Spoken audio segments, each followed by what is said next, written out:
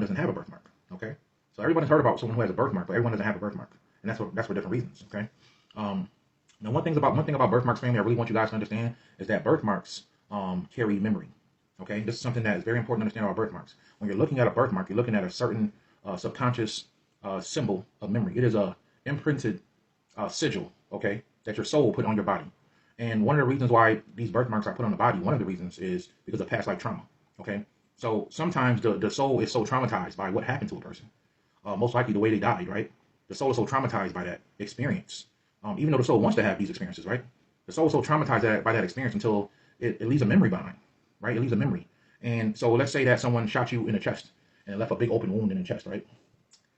Your soul may be so traumatized by the way you were shot or by who shot you, right? Maybe it might have been a close friend or something until it saddens you, it hurts you. And what happens is the soul develops a dark facet. Depending on what it is, you can miss the soul will actually lose a facet depending on what it is. And that memory is transferred over into the next life as a birthmark. Okay, it could be a birthmark on your shoulder, on your face, on your back, on your legs, on your arm, whatever.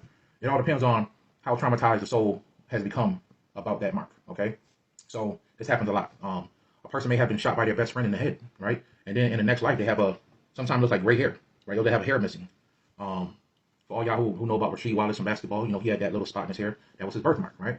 So it could be many reasons why you have these birthmarks, but 9 times out of 10, they come because of trauma, right? They come because of trauma, all right?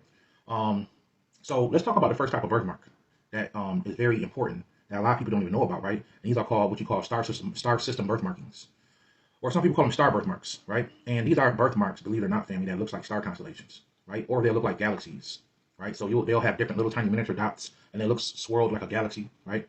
Some of them will actually look like a constellation. They may look like the Syrian constellation. They may look like the Vega constellation. They may look like the Draco constellation. They may look like the Syrian constellations from Sirius. So you have all these different constellations that a person could actually have in their body, right? And there's different reasons why that could be. Maybe they didn't want to leave their star system and they came here to help humanity.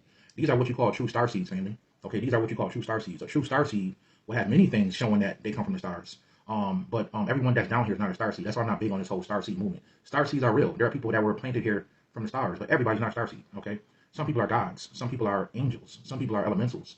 These entities don't come directly from the stars. They come from other dimensions. So I want you guys to really understand that everybody is not here to be a star seed. That's for some people. That's for certain people. Okay.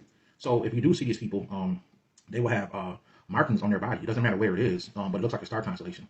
And sometimes these people can be more than what you call a star seed. They'll be a star seed on one level, and then they'll have divine energy. And they do have. Everyone has a higher self that is divine. But sometimes in one life, you come here to do a specific thing for a certain group. So in one life, you can access your angelic energy and come here to be more angelic. You might be more of a messenger.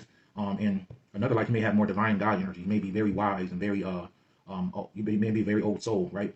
Some people may be elemental energies. They may come here to save the planet and to help animals and stuff like that. Everybody like that is not a starseed.